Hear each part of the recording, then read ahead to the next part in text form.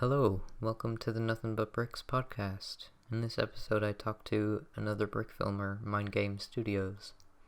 I'll leave his channel linked in the description, so you can check out his animations. They're really cool, so definitely check his stuff out. So with that being said, here's the conversation I had with MindGame Studios. Welcome to episode 3 of Nothing But Bricks. Today I am joined with MindGame Studios. Would you like to introduce yourself? Hello there. Hey everyone, I'm Zach Macias of MindGame Studios. Glad to be here. Cool. So to start off, I was wondering if we could talk about Quarantine Days, the new series on your channel. Yeah, so Quarantine Days is a community project that I organized right around the start of shelter in place in response to the COVID-19 crisis. The idea came about just I realized that, with the world essentially going under lockdown, a whole bunch of people are suddenly going to find themselves with a lot of extra free time and not a whole lot to do, just with the closure of like work and schools and just general life as it is. There's going to be a lot of people with a lot of free time hanging out indoors, and well, if any group of hobbyists is particularly equipped for those circumstances, it's stop motion animators, I figured. But it just seemed like a really good opportunity that just with everybody just kind of in this weird this state of displacement, just at the state of the world. It just seemed like it was a good time to try and organize something to sort of have everybody working towards kind of a common goal, just try and build a little bit of a sense of community, and just kind of have everyone. It seemed like a good time as any to just try to bring everybody together to work towards a common cause, and just feel like we're all kind of in this together. But anyway, more to the point. Quarantine Days. It's basically like a Lego robot chicken. I asked animators to send in clips, short clips, about like 10 to 15 seconds, but they could really be about as short or as long as they wanted to within reason. But sending short little clips to me that I could edit together into a compilation video, akin to something like Robot Chicken on Adult Swim, or the ASDF movie series by Tom Scott on YouTube. So I began that like in the latter part of March. It ran through April. I expected to get enough entries to maybe field like a 20 or 30 minute video. I wasn't really looking to do anything too grandiose with it, however you say that. But but it ran for about a month, and by the end of it, I had like about an hour and 15 minutes worth of content from like well over 100 animators. And it just made, when I sat down with the footage and I started kind of parsing through it, it made sense to divvy it up into a series. So that's how it evolved from a single video into a 6-parter. That's really cool, and I really like how everyone's clips that they send in, like everyone's videos are all very different, and in their own style. Mm-hmm. Yeah, absolutely. I mean, I think if there's one thing I've really kind of learned in the last few years, or just learn, and I'm learning to embrace better, is it's collaboration and bringing other people into your projects to make it better. Because at least for me, and just kind of from what I've observed historically, brick filming is very much kind of a solo activity. It's a hobbyist, or it's an activity for hobbyists. They do it in their homes, in their garages, bedrooms, whatever. Most brick films are like a one-person show. Like they're in charge of writing it. They build the sets, they animate, they edit it. Sometimes they do a lot of their own voice acting, or maybe sometimes they'll bring somebody else on. But for the most part, most of the production is a one-person job. So you get I got it kind of into my head that just everything about brick filming has to kind of be done by myself, and it just sort of puts a lot of undue stress on myself, especially if there are certain things I'm not good at compared to others. But in the last few years, I've learned how to kind of let go of that idea that brick filming is like a one person job, and it's like actually really worthwhile to bring other people on in significant creative roles to your projects, because all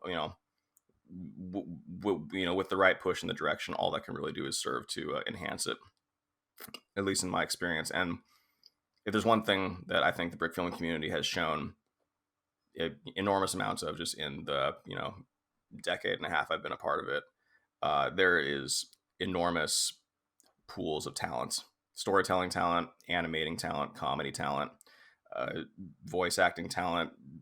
There's a wealth of talent in the brick filming community, and just it seems it makes sense to try and pool that all together, I guess. I mean, if there's anything that I've learned, it's the benefits and the advantages of working with other people, even if it's remotely over the internet. But this just seemed like a really good opportunity to just take that combined pool of talent and try and do something cool with it. Yeah, yeah, everyone is really creative in it, and I think it's really cool that everyone was able to contribute to it. Well, that so many people were. Yeah, so well done for setting it up. Anyway. Mm-hmm. Yeah, no, I mean it's exceeded. I mean, like I said, it went well above and beyond what I originally envisioned. I'm actually, I mean, still kind of blown away, and I can't really believe it. Yeah, the turnout was much bigger than I expected, and I mean it's I mean I think it's really impressive. I think it's just just a comment on just the brick filming community. I feel just how kind of just together and tight knit it can feel, especially in times of crisis. I mean, I don't know. I mean, like I say that, and we're not like solving solving the global crisis or anything like that. But we're entertainment will always have a place, and it feels like in a way we're if we're not doing something, we're at least doing something to keep ourselves sane through it. Yeah, yeah, I really enjoyed the first 2 episodes so far, and I'm still looking forward to the future ones. Probably. Yeah. So, thank you. Yeah. Yeah. So what made you want to start making brick films in the first place? In the first place, like I started making videos when I was about like 11 or 12. I used to make skate videos with my friends. I was a really big skateboarder at the time. That was probably what kind of my first introduction to video and filmmaking. I got into stop motion and brick filming specifically. I think it was 2004, and it was over the summer, and I was hanging out with one of my good friends, Paul. He was my neighbor at the time, and we were hanging out, and we are just bored skateboarding in our little cul-de-sac. And he suggests, "Hey, let's make a movie." And I say, "Great, let's do it." I'm expecting we're gonna make another one of our skate videos, but he runs into his house, grabs his video camera and a bunch of chess pieces and a stuffed animal, and arranges them out on the sidewalk. I have no idea what the heck he's doing, so I'm kind of letting him drive the car, but I'm just like what the heck? Like I thought we were just gonna be skateboarding, but he's like no, come check this out. So he sets the camera on the sidewalk and then hits the record button on and off as fast as he can, as virtually every entry level stop motion animator has done at one point or another.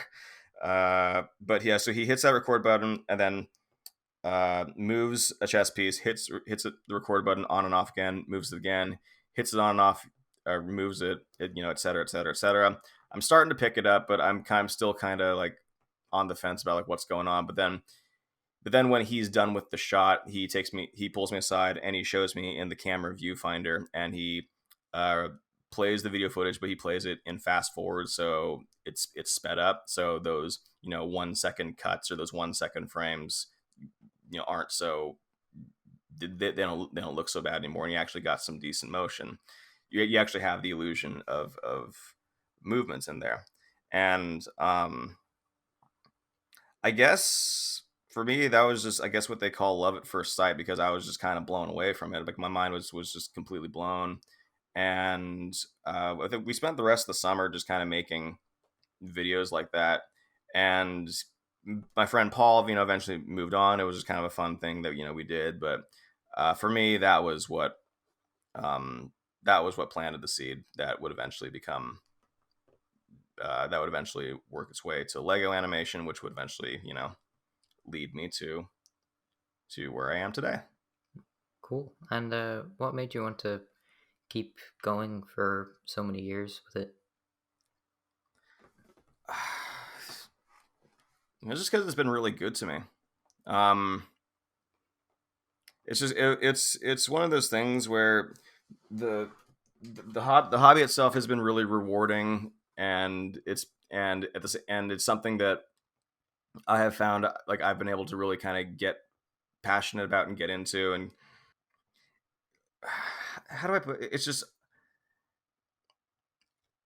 I don't know. It's something I started doing, and it just clicked with me, and just I thought it was fun, and I kept going with it, and I kept working on practicing and working on my technique and stuff. And by the end of like my first year, I think I just sort of said to myself, like, I might actually not be kind of not bad at this. Maybe there's something to it.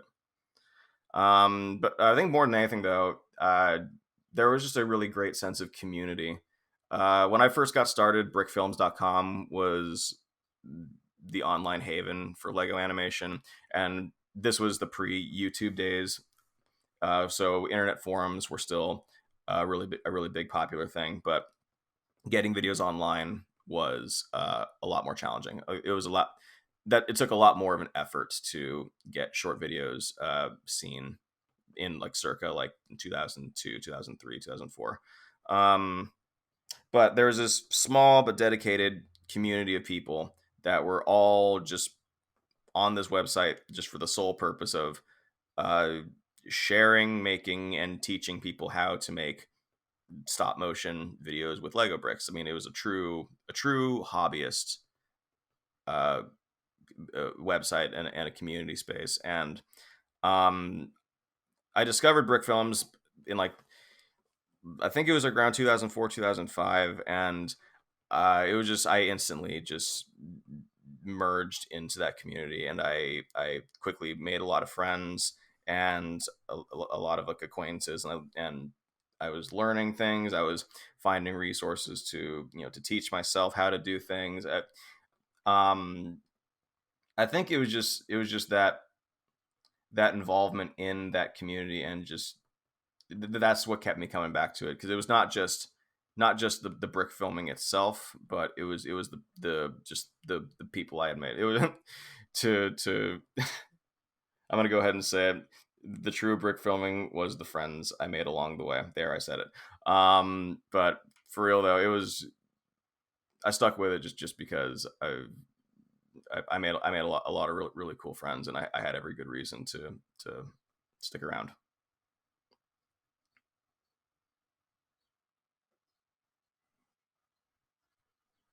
Mm-hmm.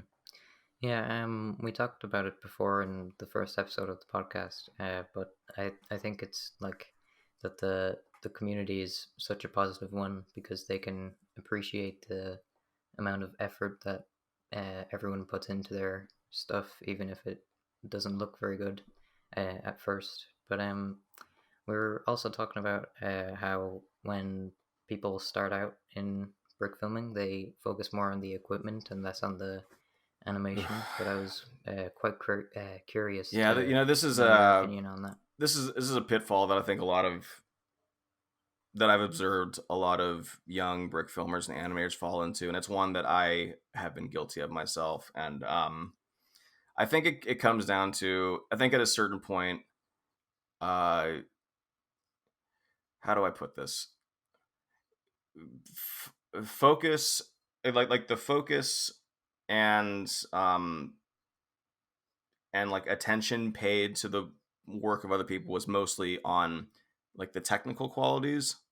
Like people were not focusing on like the film itself so much as like the fidelity of the animation, or like, you know, like the way certain shots were framed, which is, you know, not to say that these things are not supposed to be, judged or considered when, you know, considering the quality of a film, but it, it was it was seeing it was not seeing the forest for the trees, if that makes sense. It was focusing so much on the macro details that they weren't seeing the bigger picture.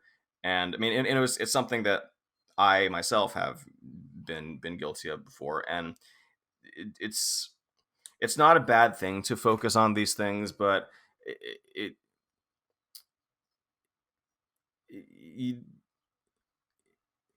when you're not commenting on, like, when you're not focusing on how well is this joke being delivered, or, you know, how what is the quality of this story being told, or if you're just focusing on, like say you have a movie that's shot at like 10 frames a second, and it looks, you know, like it was, you know, thrown together by, you know, somebody who does this for a hobby, but they have some, you know, some of the most, you know, hilarious voice acting and jokes, and they have a really, really excellent story. But there was a period where if that were to be posted, most people, or it would seem like a lot of people would be, the first thing people would be focusing on would be like kind of tearing it down for its,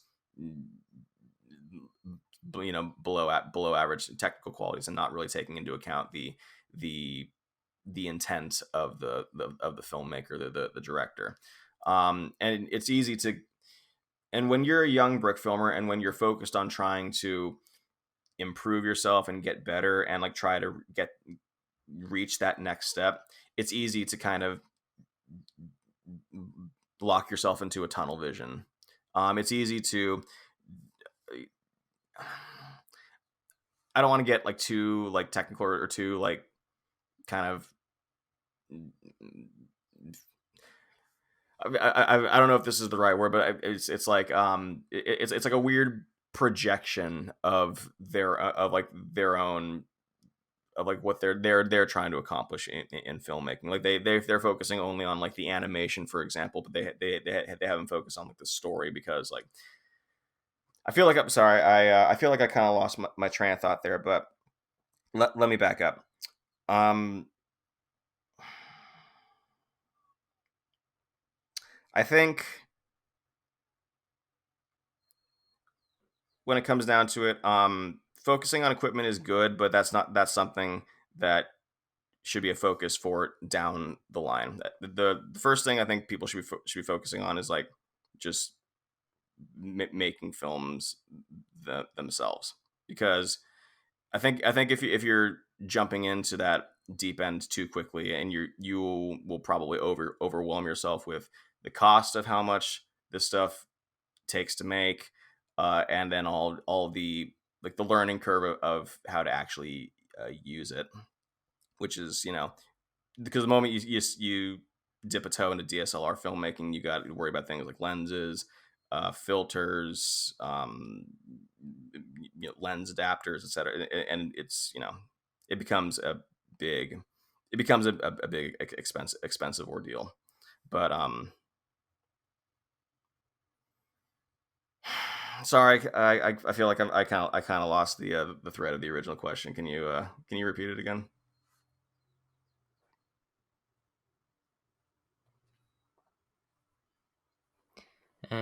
I was just saying that beginner brick filmers tend to focus more on Mm-hmm.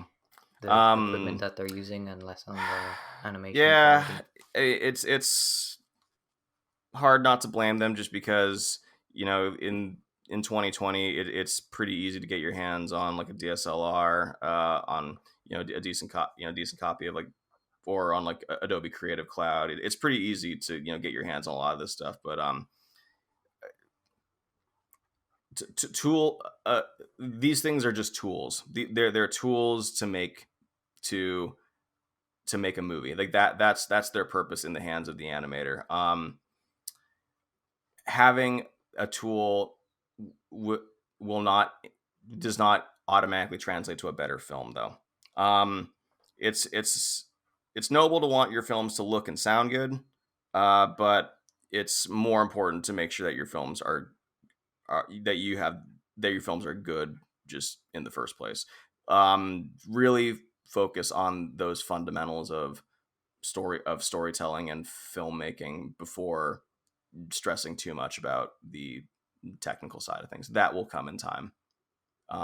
But I would say it's important to learn to get those essential foundations uh, uh, first.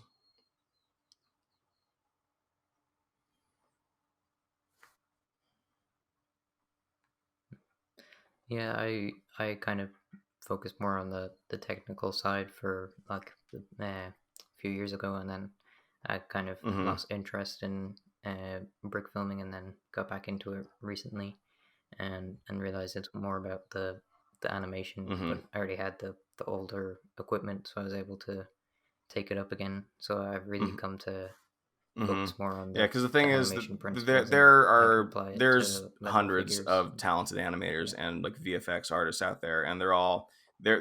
There are hundreds. I mean, probably thousands. I'm speaking specifically about the brick film community, so my numbers are a little smaller. But there are multitudes of talented animators and VFX artists out there, all using the same like industry standard equipment. Um, Being really good at those is not going to instantly make you stand out. It's what you do with those skills that is going to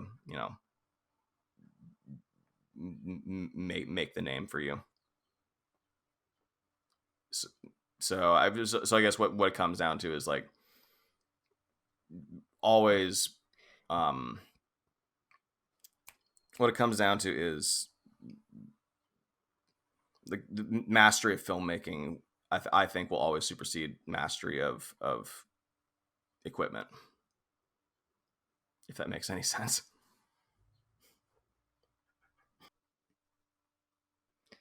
Mm, yeah, yeah, totally, yeah.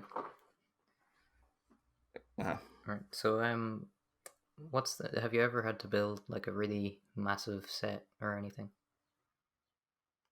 um, Not really. I've worked on some really big sets, but I haven't really built a lot of big ones myself, just because I don't.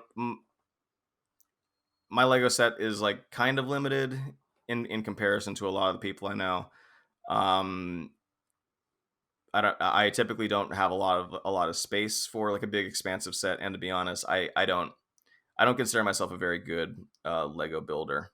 In fact, to be quite honest, building sets is like one of my least favorite parts of brick filming. Just because I mean I love Lego, but I've never been much of a master builder. I don't have the eye for it, and I try to, but like it never quite comes out the way I always wanted it to, and that's something that's always kind of frustrated me. Um, so typically when I build sets, I keep them simple. I stick to my guiding principle in set building is build only what the camera is going to see, because otherwise you're just gonna spend a lot of time and resources on assets that is not even going to be in your film. So I am a strong advocate for build only what the camera is going to see, just because it's the it's just it's a waste of time to unless of course you really love Lego and you love building. I I love Lego. I don't love building, so I try to minimize the amount of frustrating work that I have to do uh, in, because of that. And for me, that's set building. Right. Yeah, I'm the same. I don't really enjoy it because yeah, it's also the same for me. Like I can't get it how I wanted, how I had it in my head. Mm-hmm. Um, so my brother's a lot better at that. So I asked him to build some sets for a bigger project that I was doing. And going back Yeah, to what I was saying earlier about collaboration, it's why I work so closely with my friend Nathan Wells lately, especially. I think he's infinitely more talented at set building than I. So and he enjoys making Lego builds a lot more than I. It it it just became easier to just kind of let him being generally just sort of be in charge of that, and it takes an additional layer of stress off of me so I can focus on other things that I do enjoy and I am good at, and it's kind of bringing the you know, Nathan's gift for set design to fill in uh fill in the gap of what I think I lack in my own set building.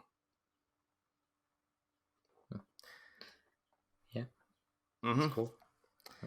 Um, yeah, I think finding like other people to that would be willing to help where Mm-hmm.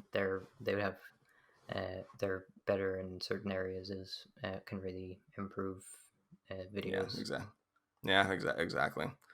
I think okay, but I think yeah, I've never really built much like many big sets for myself personally. I think the biggest set I worked on was probably uh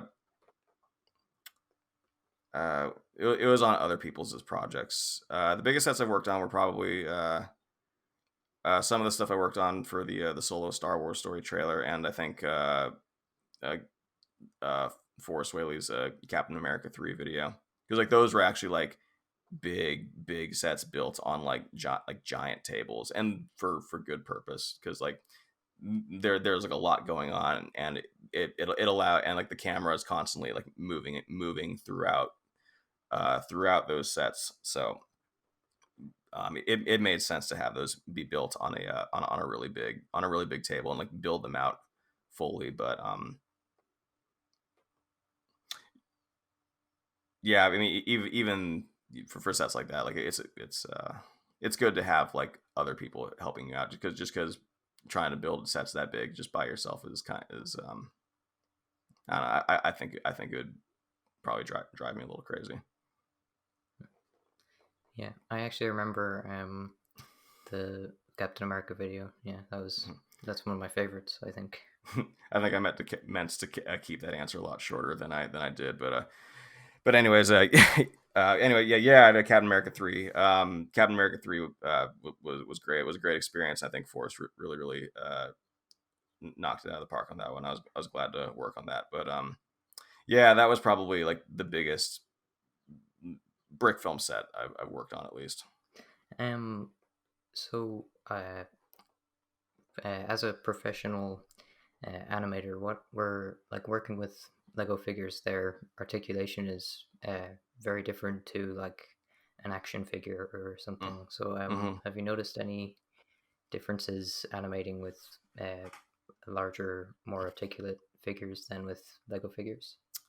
Yeah, I can't I can't speak on behalf of everybody, but I find having come from having my background be in Lego animation has really benefited me in that regard, because when you're used to working with such a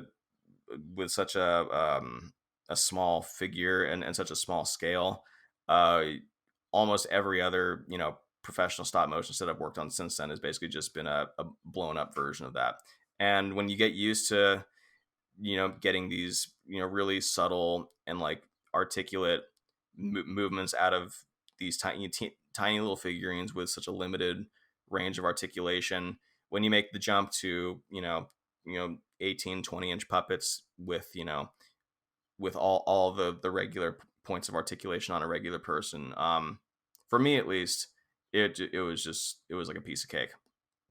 It was just it's just one of those things where like, oh, like I see it and I'm just like, oh, yeah, like yeah, I can do this. Like I come from Lego. Like this guy has knees, this guy has elbows. Like I'm set. uh, but and more than that, it's just it takes the pressure off of having to like really be careful with your hands. I mean, not that you don't have to, not that you don't have to be careful, but um when you're working with Lego, you got, sometimes you got to really be careful with, what you're doing with your hands, because you're working in such a confined space that it's so much easier to bump the set or the camera or a fig in a way that you don't want, or a prop. But when you're working on a much larger scale, you have a lot more breathing room with your mobility. So in summation, I feel having gotten my start with Lego animation has helped me quite a bit in being prepared for animating in animating larger figures. The only thing it didn't prepare me for was rigging puppets to armatures, and the understanding that when you're working with big puppets, almost every shot will have like wires and rig removal, because everything needs to be supported on either on tie downs in their feet or an armature rig that's like in their back or something. As opposed to Lego, which is light enough that you can get away with sticky tack a lot of the time. So there are trade offs, but in general, Lego animation has given me what I consider to be a leg up in working with bigger, more articulated figures. Yeah, it's really cool. I saw your bits and bytes video with the like Rogue One Mm-hmm. the droid shooting. That was really cool. Oh, thank you. Yeah, I'm especially happy with the that Blade Runner clip I did. I really like how that one turned out, and I didn't know what to expect, because I'd never worked with that kind of an action figure before. I was really happy with it. Yeah, that was really cool as well. Thank Yeah. you. Yeah. Um. So we talked already about how building the Lego sets is difficult, but are there any other um grueling parts of animating that you find difficult? Sometimes for me, the hardest part is getting started. I sometimes struggle with procrastination and just generally trying to find the will to work. Not that I don't want to, but um, I have a tendency to be a bit of a raging perfectionist, like to like kind of a to kind of a troubling degree sometimes. So part of me resists getting started on projects, because I know that once I do, it's just going to be like it's just going to be like a dead sprint for me, so to speak, just on like a kind of like a mental and physical level. Like if I'm working on something, I really want it to be good. Um, and like I will tend to like kind of sacrifice myself to do that. I mean, it's something I'm working on, but uh, it the knowledge that like I go into a certain mode when I'm working on a project, um, and it's one that like really doesn't stop until it's done. So it's just I have to kind of prepare myself to like like okay, like the I, this is going to be a lot of work. This is going to be a lot of work, and it's going to be a lot of hours. And yourself, how detailed you like to get. You know how much. How you know how much time that this takes you. Like you know we're still going to do it, but just we got it. We got to be prepared. Um. So yeah. So basically, it's just I sometimes struggle to like getting started is the hard part, but once I do start, I can really kind of fall into a project and like really get into it.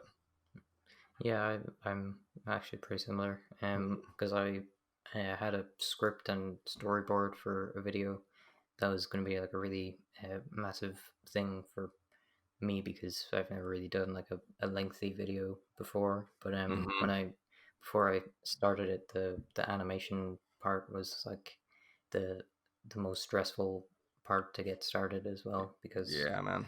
um like if yeah because Es- if you mess Especially with something stop, up then especially in stop motion, when you can go into a shot and know like this is gonna be the next 5 or 6 hours of my life. I'm gonna be in this room on my feet, in complete pitch darkness, maybe listening to music, but maybe not. But like, yeah, I'm gonna be in here for the for the next most of today, and and sometimes you kind of gotta psych yourself up for that. At least for me, just because it's a day in a cubby. Stop motion's great, but some parts of it can kind of wear on you. yeah like I feel like I get stressed if I miss a day or something and then Hmm. when I do get some done each day it's a lot more Hmm. rewarding That's the and one thing I've yeah learned from working as a professional, is the importance. The importance of getting a little bit done every day, and learning to be of good cheer about that. Because one of the worst things that I do is I push myself to like work insane hours sometimes, and then like I may have like a day or two where I just like kind of completely crash and I can't do anything, and I start to blame myself and I start to like really get upset at myself for not like having the energy to work. Even though I recognize I'm pushing myself, but it's I'm not pushing myself hard enough, or that's the toxic part of my brain speaking. But I find that once I can let go of like the need to like have everything done instantly, quickly, pronto, and like and can allow myself a little bit of breathing room and like you know a couple of days to like take it a little easy, y- you know get something done, and then allow yourself to take a break and don't feel bad about taking a break because you did get something done. So I think as long as what I learned is that as long as some progress is made, and it can be as big or as small, but as long as you are making progress and you have like a timetable and you're sticking to it, you can allow yourself to feel good about your progress. Even with a deadline approaching, you can allow yourself to feel better about it and not get in over your head worrying about like am I working fast enough, am I going to hit this, am I going to to uh, make this turnaround date. I've found that it makes the stress of a production a lot more tolerable, especially if you can like if you can end every day like saying like, okay, like I got this done and I got this done, cool. Like it I mean, because at the end of the day, the project's closer to being done than it was before, and that's never a bad thing. yes yeah like I found with the much bigger video that I was doing that sometimes I do a bit too much and then the taking like a couple days does actually feel better than uh, just pacing it better and then missing a day. Hmm. Hmm. I mean, the hardest thing, I think, especially for creatives, the hardest thing is to let ourselves uh, rest, and to let ourselves have kind of just days where we don't have to do something or create something, especially if we're working on a project for something or for somebody. We feel like we're obligated to constantly, like we feel like we're obligated to like constantly be like putting ourselves on the front lines, to make sure a thing gets done and done well. and done well because we're getting paid to make something creative. It's got to be good. But it's easy to kind of let yourself forget to take care of yourself too. And I think once that starts happening, it begins to impact the quality of your product or your film. And once again, I feel like I kind of lost the train of thought. Sorry about that.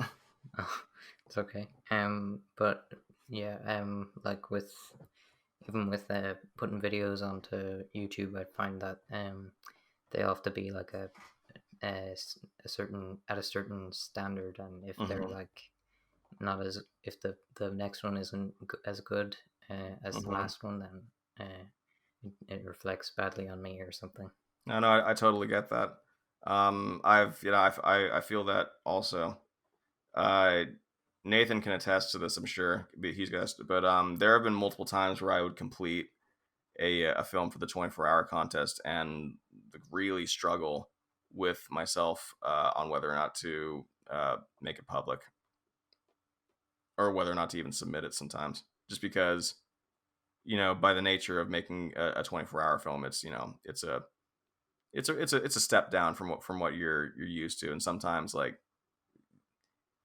and well, for me at least, I have trouble accepting that. So I understand what you mean by like having the pressure that we put on ourselves to like have to like maintain, at the very least, maintain a certain standard of quality, if not constantly trying to innovate with each and every new thing we do. Like there's a huge pressure to do that. So I no I totally get that, and I totally get you know being frightened by that because it's daunting and it's intimidating.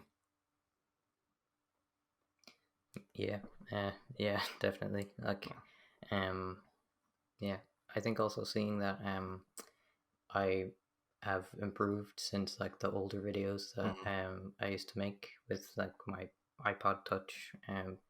That Right it's on. also that's kind of the motivation to Yeah, keep improving. yeah, man. Yeah, good on you. Yeah, it's one of those things where, uh, yeah, like you can watch the films you uploaded, years ago, and just kind of compare, what you're working on then to what you're doing now, and it does help to kind of put it into perspective and just kind of see, the progress that you've been making. It's reassuring sometimes to do that. Yeah, for sure. Yeah. Yeah. I don't know. I don't know. I'm just kind of waxing philosophical here, I guess. But yeah, no, I totally uh, get what you're saying. Hmm. So do you so I've seen in a lot of your videos that you do your own voices and things, but Hmm. what do you is that something that you like do that you enjoy doing, or is it just like to have it in the video? Do I enjoy voice acting? Yeah. Very much so. Yeah, yeah. I really love voice acting. Yeah, I do a lot of my own voice acting in my videos. In the old days, I did it a lot just out of necessity because I didn't really know a whole lot of. I mean, I knew people, but like I wasn't comfortable like asking friends to come voice act for my Lego videos. Just I was at a particular age, uh, and I didn't and I didn't really know. I don't know voice actors, so yeah. So like in the early days, I had to voice act for a lot of my own stuff out of necessity, but just over the years, I kept doing it because I realized I liked it. Yeah, no, voice acting is great. Been doing it about as long as I've been brick filming, and it's just kind of one of those things that's sort of evolved with me along with everything else in animation. I don't know if I'm any good at it. but all I know is I really enjoy doing it. So yeah, I guess that's all I have. I guess that's all I have to say about that. Right.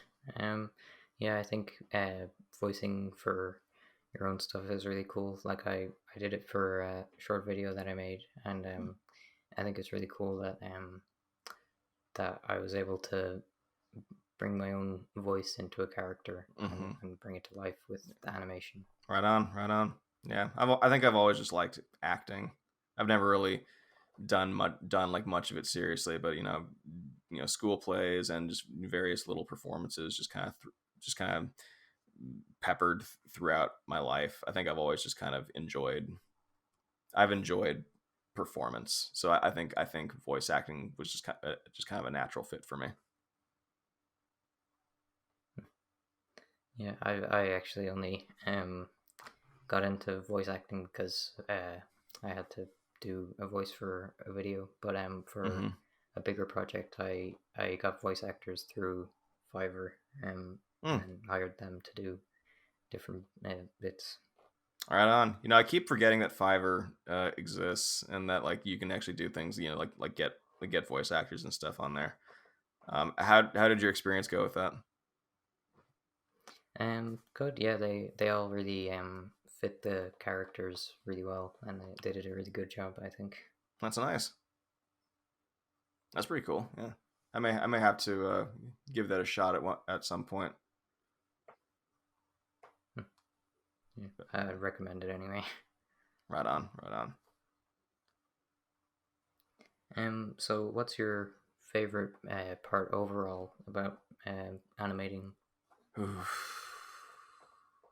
That's a good question, man.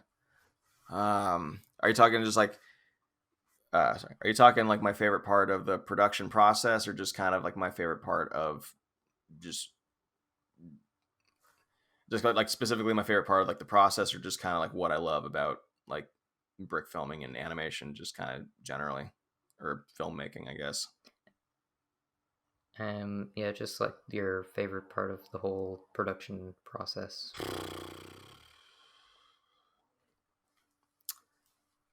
I think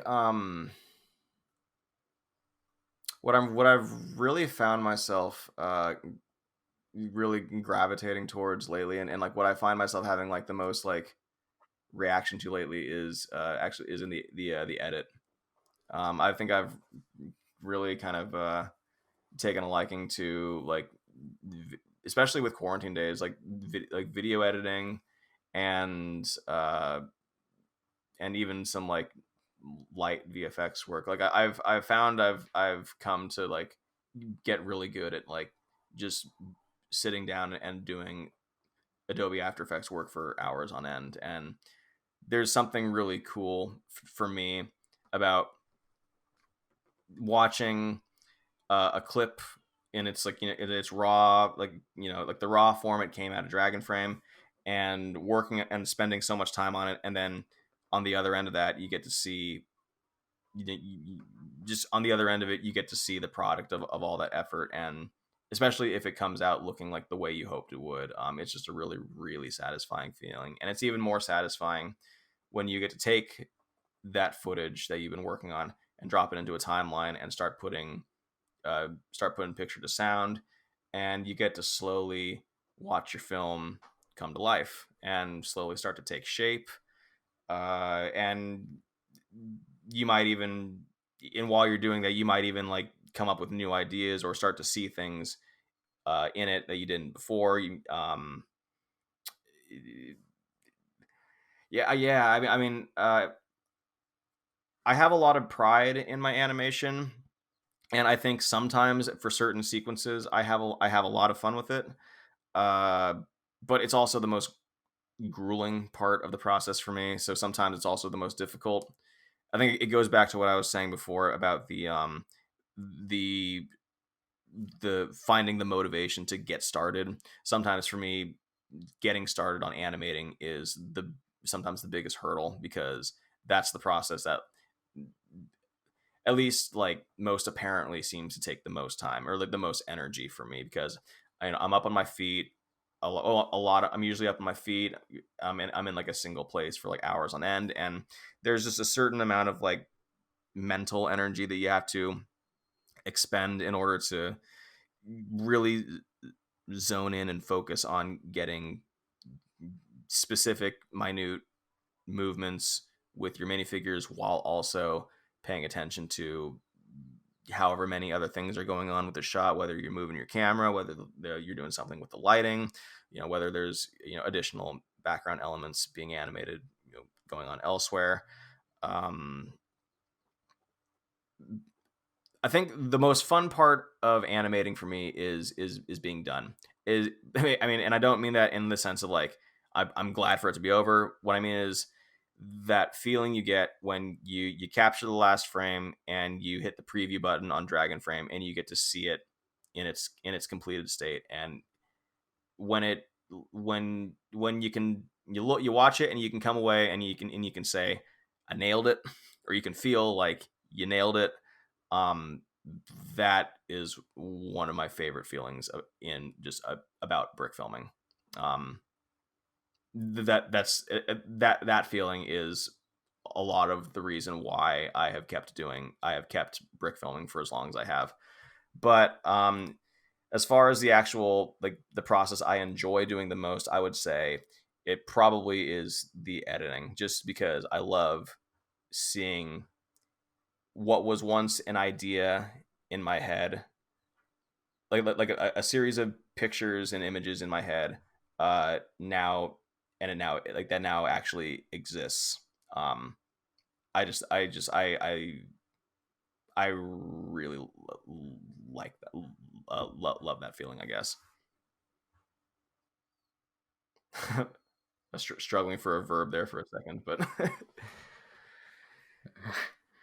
Yeah. Yeah, just the feeling that it's all finally finished is a good feeling. Yeah. Mhm. Like sometimes when I'd be doing animating a video for so long, I kind of forget like uh is at the end of the process, Mhm. and then when I'm finally there, it's like, oh, so it is worth it in the end. Exactly, man.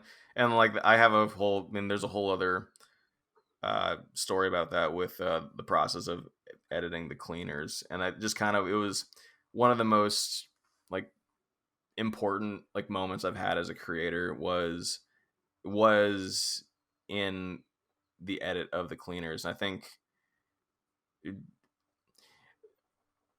because for the longest time the edit of the cleaners terrified me, because Nathan and I had been working so hard on this film, and we had finally shot it, and it was up to me to put it together, do a lot do a lot of the VFX, not all of the VFX. Nathan did some of them, but I did some of like the more complicated ones. But it was up to me to basically put it together and do the sound design and basically just bring the film to life. And it terrified me. I was utterly, I got about like 2/3 through it, and then I hit a brick wall, and I was utterly just completely at a loss for what to do. I couldn't figure out the ending, and we had worked so hard on this project and put so much energy, time, resources into it, and I was afraid I wasn't going to be able to do it.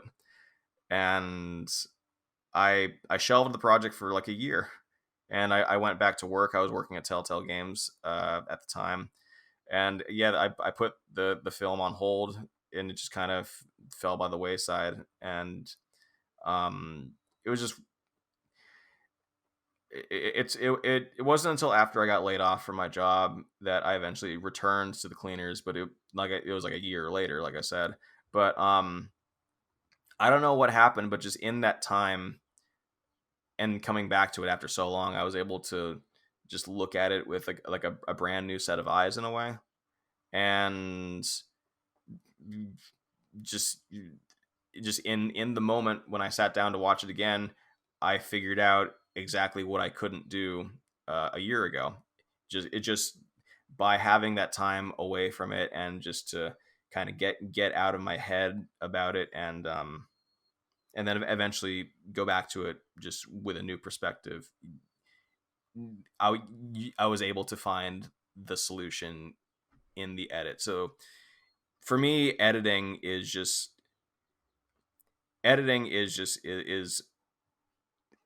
about those little moments. It's about finding those moments of epiphany where you feel like you hit a roadblock and you don't know what to do until all of a sudden you do. Um, for me at least, and it's just there's something really really satisfying in that. Something that like it's reassuring that when you feel like you're letting yourself down, and when you can't, you're not going to be able to get this project done, that you're not going to make it good enough, that you're not good enough to get it done. um ever Don't give in to that feeling. And it's going to be one of the hardest things to do, but one of the smartest things you can do is to take a break and come back to it. And who knows, you may, once you do, you may figure out what was troubling you before. And that for me is like kind of is part of the magic of the editing process, I guess. That's my very long-winded explanation of that. Yeah, I've actually watched The Cleaners like 10 times over because I think it's just really well done. Well, thank you. I appreciate that. Thank you. I think it's just really good. Appreciate that. Yeah, I also get the pressure of editing it as well, of like worrying that like all the animation, like time spent on the actual animation was for nothing, and then I just have to start over with it. Mm-hmm. Yeah, it feels like it would be like letting down the effort if I couldn't pull it off, you know. Not that like was all for nothing, but it's you're every the goal is always to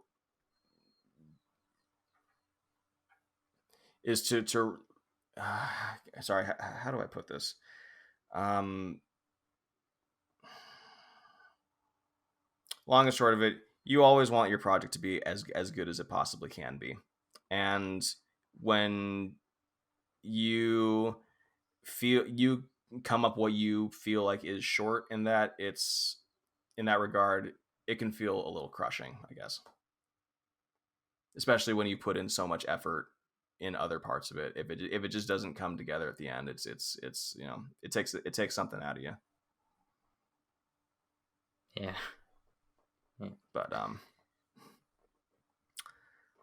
But anyways, yeah, so is there any like piece of advice that you'd want to give like people who are starting out in the stop motion business? Ooh,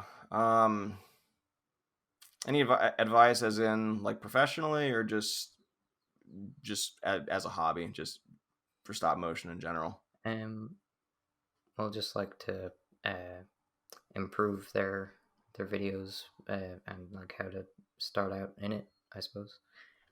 Okay, well,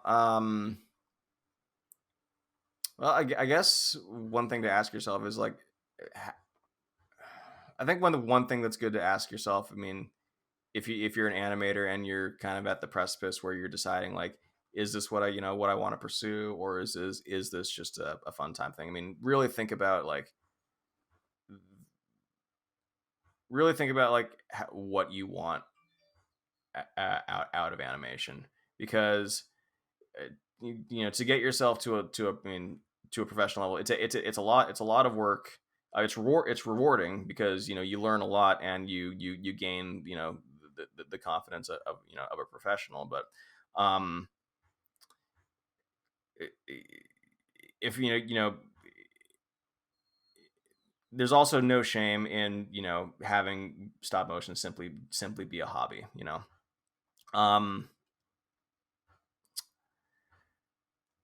But sorry, I'm kind of getting away from the point. As far as improving goes, my advice is just practice, man. Really, there's no better way to improve than just to keep animating and just to keep practicing and keep trying new things, keep trying like new techniques, or like come up with like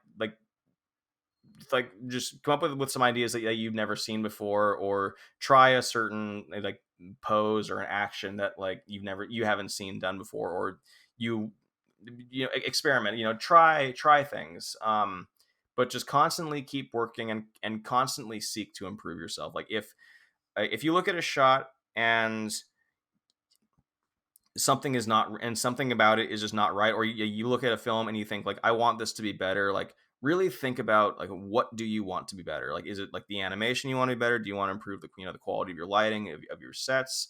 um do you feel like you can tell your stories better? Do you want to learn how to write characters? But you, all these things you will improve at the more you practice them and the more you try them, and honestly the more you kind of fail at them, because you know when you can like do something well, it's great. When you do something poorly, it's a learning opportunity. It's an opportunity to learn, okay, like this clearly didn't work. Why? Like, let's figure out why it didn't and how we can help it to work next time. So, it's just a matter of just putting in the work and putting in the effort and understanding like how much you want to improve, because like if you're looking to make this a professional thing, or you looking to like really take it to the next level, there are avenues that you can pursue, and there are certain things that you can do to improve that. If you just want to, if you're just looking for something for fun, as a free time hobby, which is fine, but still, you still, you want to uh, sorry, what I mean is, if you're looking at like a free time hobby, like there's still room to improve, even if you're not pushing yourself to become Leica or Aardman level qualities. But there are still things that you can do, or maybe things that you can recognize in your films that you can do to even to make these little films that you make for fun, make them even better. Um, so yeah, I guess just I guess my advice is just keep practicing and keep trying things. Um, don't be afraid to step outside of your comfort zone, because that's really the only way that you can improve. Is to sort of force yourself to try things that you haven't, and learn how to do that. So practice makes perfect. Yeah, yeah. Thanks for Mhm. thanks for the advice. Yeah, yeah, of That's course. really yeah. I think Mhm. a lot of people who'd be listening would really be able to use that as um, guidance, I suppose, for making their own stuff. So I hope so. Yeah, there are plenty of resources online. I learned most of what I know from online resources. I am mostly self taught, and a lot of what I learned is just sort of through just trial and error. Um, so really, I can't advocate for just going for it and just animating. I really can't advocate for that any more strongly, because the animator improves by continuing to animate. So just animate, make stuff, and you will eventually get better. yeah, yeah, because people might spend like several hours on something and then not put it in their video, but they're still getting use out of it. Mm-hmm. Mm-hmm. Exactly. Yeah. Sometimes it's okay to create without the intent of showing it off. Sometimes it's okay to just create just for personal enrichment, just for the fun of it, or just because you're trying something out and you just want to see you want to see how well you can do it or not, you know. Yeah, since I finished a bigger video that I was doing, now I'm just kind of messing around with Star Wars lightsabers and stuff to Right see on, right on. what kind of yeah, what kind of Uh, things I could do. Star Wars is always fun. Are you doing like Yeah. like a lightsaber duel or some stormtrooper battles? Just a lightsaber fight. Yeah, I'm just Right trying on. to just improvising a minute long fight video or something. Cool. I've wanted to do a fight scene for a long time. I haven't done one in a while, and I've always wanted to do a Star Wars fight scene of some kind. I don't know, maybe in the future.